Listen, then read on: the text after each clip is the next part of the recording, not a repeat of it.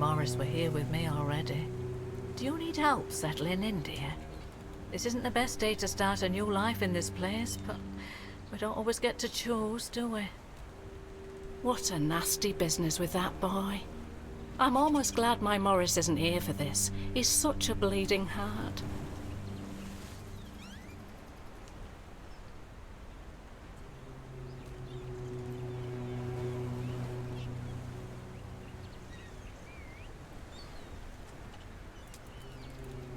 Oh, I'm not sure, love. I don't move around too much. I just heard about that fight with the road keeper, and now poor Cole's locked up in a cage. Him and Patrice make such a lovely young couple. They remind me of Morris and me when we were their age.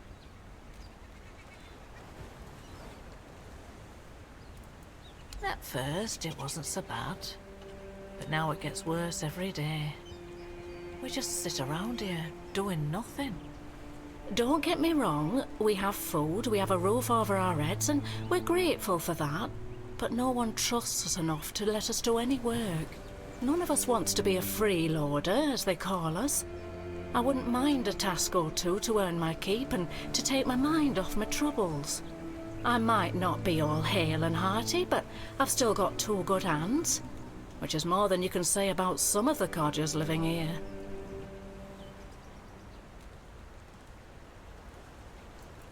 A dream? Oh, yes. There was one, but I don't quite remember what it was about. I'm sorry, dear. I'm sorry, dear. I hope I didn't offend you. I'm still not used to all this. You see, I was born in Little Grove and thought I would live out the rest of my life there, working in the orchards in the mornings and drinking warm cider with my beloved in the evenings. We never wanted to see the world. I guess sometimes the world doesn't give us a choice, does it?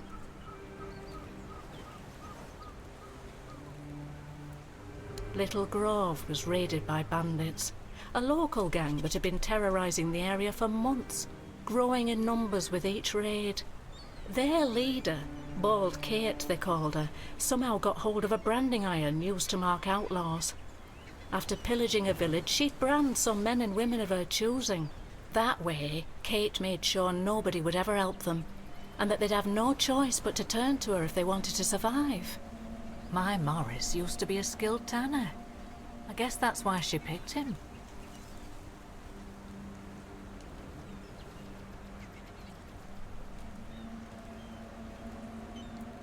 Yes, I asked him to.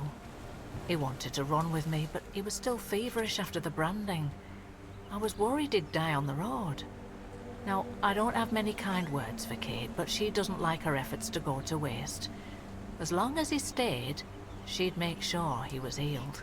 I hated leaving him there, and I hate to think of what she's making him do, but I hope he's at least still alive.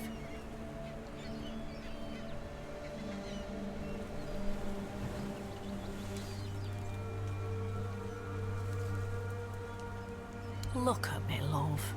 I'm just an old woman. I've lived a quiet life, never learned any skills Kate would find useful. She has no need for useless mouths to feed, and Morris, well, he didn't want me to stay anyway. He said we'd find our way back to each other, but I'm starting to fear we'll have to wait for another life. Of course I did. Right after I got here. The only answer I got was that they're aware of the bandit problem and are dealing with it. But I've heard rumours that the gate is always shut and the keepers are forbidden to leave. So, I've got no hope there. From what I've heard, they decided to stay in Little Grove for a while, drinking my cider to the last drop, no doubt. Not like they have to worry about the authorities. The only ones we saw were the Camelot tax collectors that came by once a year. Other than that, not a uniform in sight since I was a little girl. Oh, Mother bless you, my dear. That's all I could ask for. Please, let me know as soon as you learn anything. Take care of yourself, love.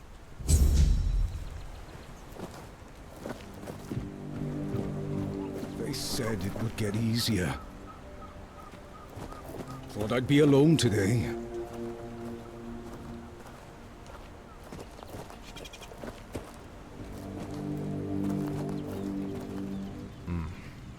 You've come to put me in the cage.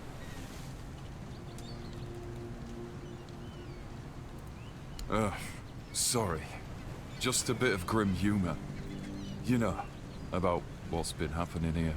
Such a mess, isn't it? Cola's all right, and Beatrice, what a shame. Such a fine girl. Anyway, I'm Ellis. Nice to meet you. What do you need?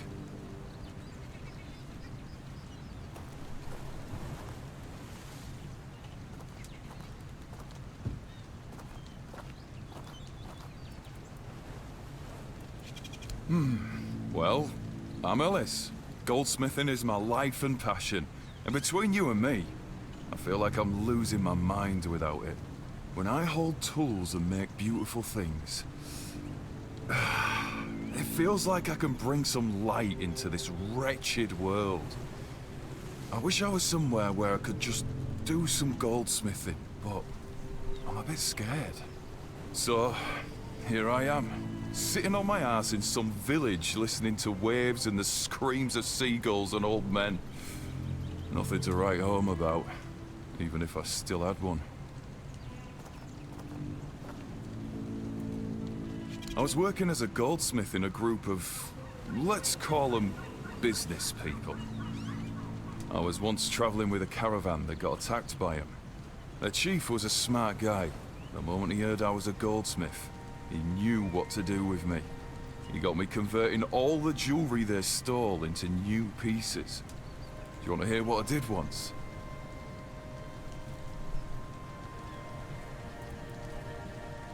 We went to Timberwall. The gang wanted to rob some merchant's house.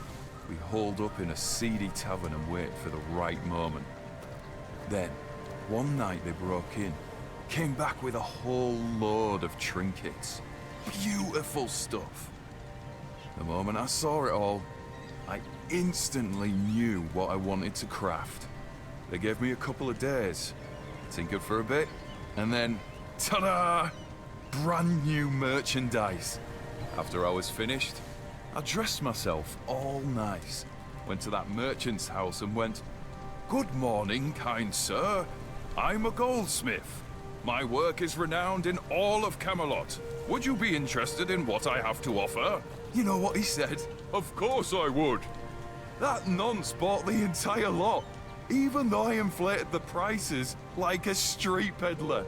And when I came back, the others couldn't believe their eyes. I thought I was gonna keel over. I miss that.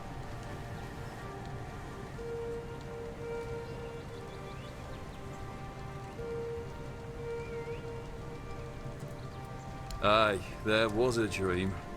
Strangest bloody thing out of all the strange shite I've seen. When we woke up, we realised that every one of us had a weird night. I was out in the wild. I had this feeling like something was chasing me. But it was Col who really had it rough. Poor sod was moping around afterwards like he'd been hit by a sack of bricks.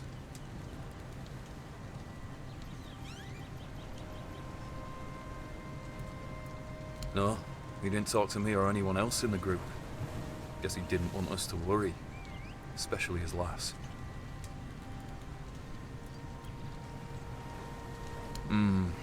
Yes and no, to be honest. See, Col has always been quick to anger, especially when things went sour. And back then, an awful lot of things were going to shite. But this time, I don't know, it felt different. He didn't even bother chatting with Beatrice. Normally, they're a good couple, a real match, if you ask me.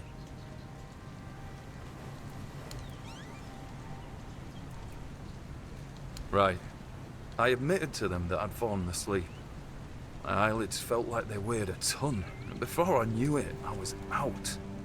Maybe it's stupid, but I had this strange feeling, like something was inviting me into that dream of it. Don't ask me why. Feels mad just talking about it now, but, well, we were all dead tired, so it's probably just that. Each day feels heavier. Didn't think anyone would stop by. I've already told you I'm not going anywhere. If you want something from me, then... Oh. I don't know you. I'm Dugald. You're not one of us. And you're not a local either. You could have chosen a better time to come here. Kind of poor ambience, if you know what I mean. Well, at least we have a roof over our heads.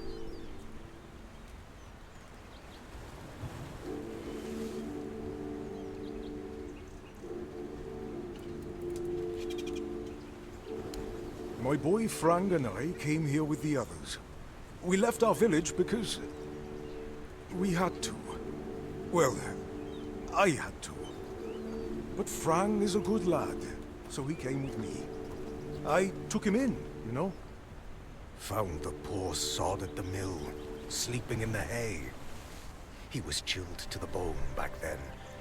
But I could tell he'd be a strong lad once he thawed out. He used to help out on the farm. He's young, but he already has a couple of tattoos. Tribal ones. Means he must have been cast out of the Del Rita. At first, the people in our village gave him dirty looks. But then they realized he wasn't a bandit. He was a good, hard-working kid. Then they started to treat him as one of their own. Ah, Frank is a quiet boy, and he doesn't talk much about himself. I feel like those days with the Reader are long buried for him. Almost like he never lived them.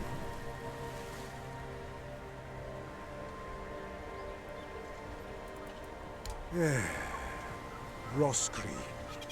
Few shacks and a small field of grain. I was a miller back there. My daughter married a good, hard-working man. Eventually, I gave them the mill. Still helped around, but wanted to let the young folks learn how to work there. Then this kid, Frank, came along.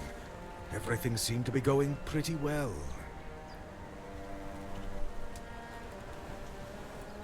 Of course, something happened.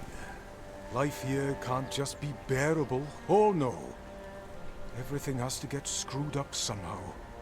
That's the way it goes in this cursed land. My dear Trina and her bairn. They got caught by a weird beast. I started to hit the bottle and finally, my son-in-law kicked me out. I left Roscree. And so did Fran. He says he has some kind of life debt, and he won't leave me alone until one of us drops dead.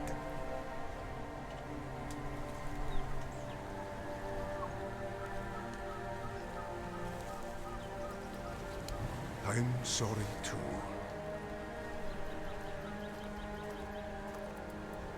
To be honest, I'm a bit confused about what's going on. Usually it was me who yelled at everyone, and now I feel like a drudge. And this nasty thing with Col. Poor lad. Shouldn't have ended like that. He and Beatrice got along very well. Let me tell you something. When I saw all these wrinklies around here, I thought this place would suit me. But then all this shit happened. I suspect we won't stay here long. What? Ah, yes. The people are making a fuss over nothing. A dream is just a dream. No need to dwell on it.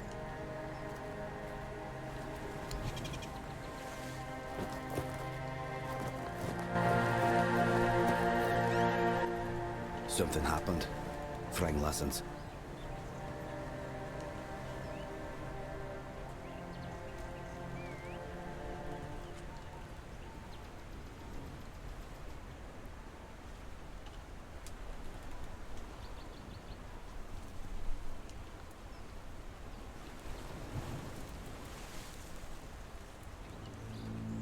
I'm not from anywhere.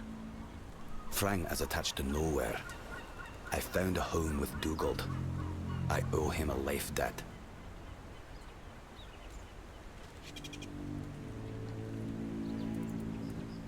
Frang was never a dull reader. Not without a name.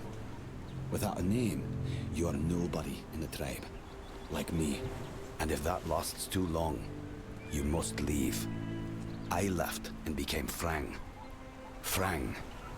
A name, and not a name. Nothing happened to Frang. A stray, taken in by a miller. That's all. Frang cannot be a Dalriada. His mother was. But the tribe decided that he was not worthy of a name. That is why he is not of the tribes.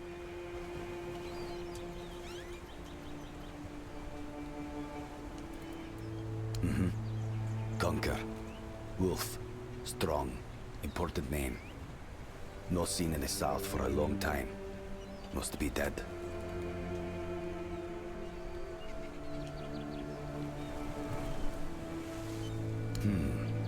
A place without a leader. As I see it, I will finally fall apart. One way or another.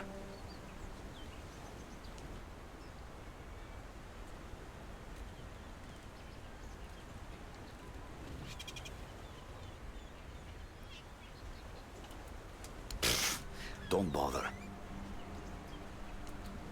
Now they're a bit like Frang. Strays with no home. But Reese is strong, despite what happened with Cole. Ellis. He's funny. I like him.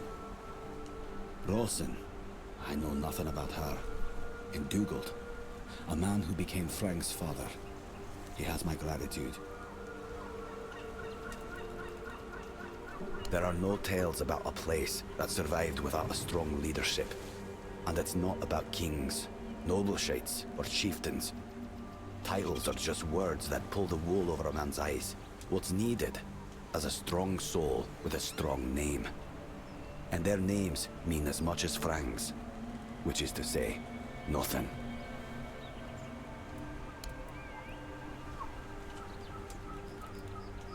Frang never met the Keepers, but the unnamed boy did. Once, a few of them, many years ago, we fought. The unnamed boy survived even though he showed fear. Should it do that? The Keepers approached the camp of the boy's people, but that past does not belong to Frang. I'm Frang. Frang doesn't dream. Frang calls them visions, and yes, Frang had one not long ago. Alone, surrounded by wolves. They were no aggressive, so Frang felt no fear. It was they who feared Frang. Then, I caught the scent of blood and followed it.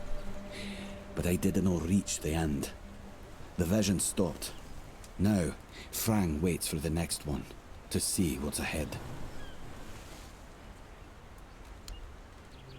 Still here.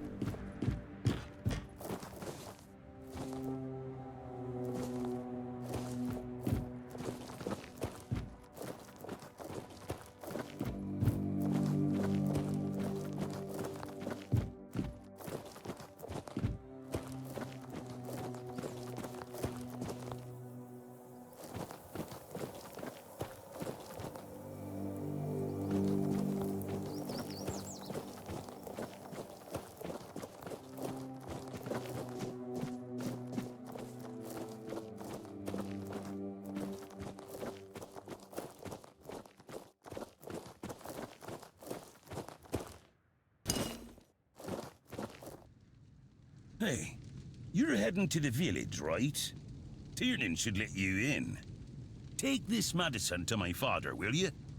Goban is a loud man. You shouldn't have trouble finding him. I can see from the look on your face, you've already met that little ray of sunshine. Forget I asked.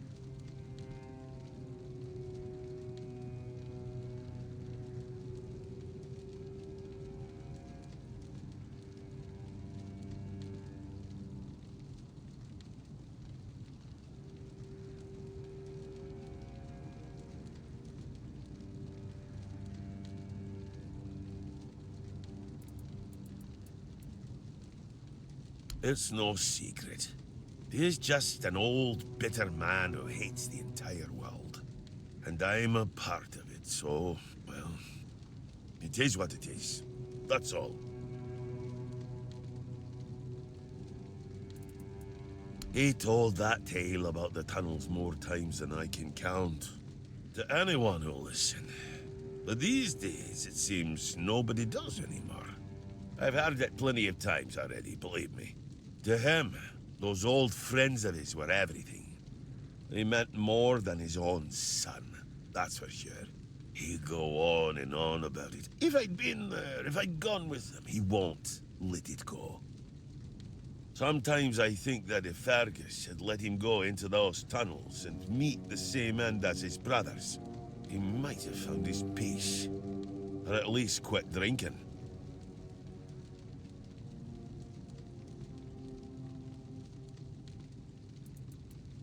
Because he received orders not to let any keeper through without a pass. And I don't have one. I've already used mine. Guess what I used it on? That's right, bringing medicine to my father. When that idiot gets an order, he's like a priest who stumbled into an orgy. He's got a stick up his ass. Nothing gets through him.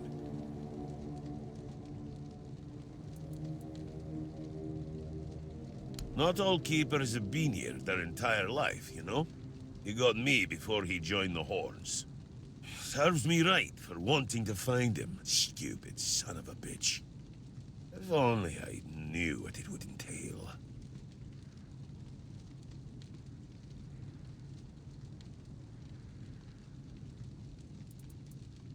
I don't know. Following my old man here was all I ever wanted. Never sold myself as anything else. Tried picturing myself as a husband, a father once. But, nah. I wouldn't know how to raise a kid. I'd just mess them up. Like father, like son, I guess. Well, no, of course not. We're not priestesses of the All-Mother. A woman can be an old crone and still devote herself to the All-Mother. But a man's got to have some fight left in him to be a keeper. Old enough to hold a sword, young enough to not break under its weight. We all got different roles around the keep, sure. But at the core, we're warriors. Don't forget that.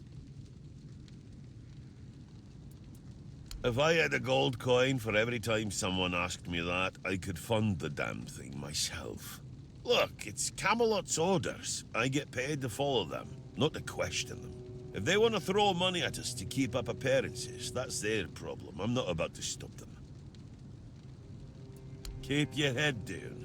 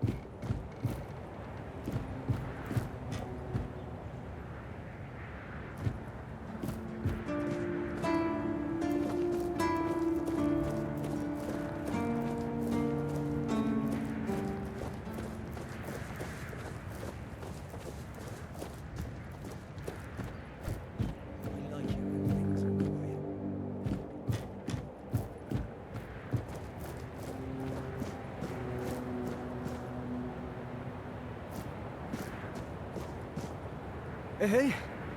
Hello. Are you also wondering why the heck we need them? Lighthouses. Why the hell are Dara and his workers pushing so hard to build the second one? Is one not enough? Is it because one is less than two and less is worse? I mean, two lighthouses next to each other are almost the same as one, and ships don't even sail this way anymore.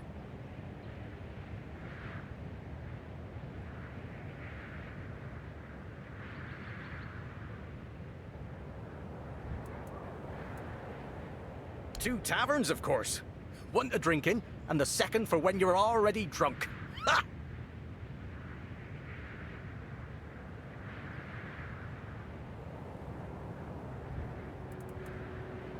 Aye, why would they?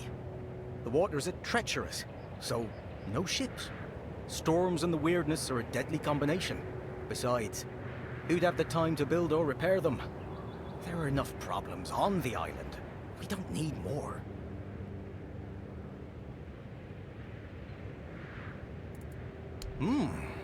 Well, not much going on here, as you can see. Things have been a bit different lately, due to the refugees. One was even hanged for theft. But I can't say much more as I wasn't there. If you're interested in the horns, you should visit our museum. You'll learn more about that fella, Swal, or whatever his name is.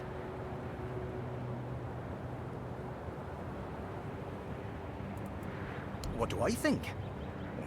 As long as they follow the rules, they can stay. And if they don't, then they can hang. That's all. Folks are saying that there's some other group, probably more dangerous, not so far from here. If they come closer, well, that wouldn't be too good. Aye, it's boring, but at least you don't have to pay to enter. But almost nobody goes there anyway.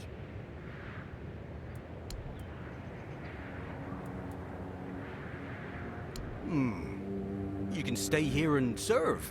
Sit in the tavern, drink and eat something. If you're looking for an adventure, you'll have to go elsewhere.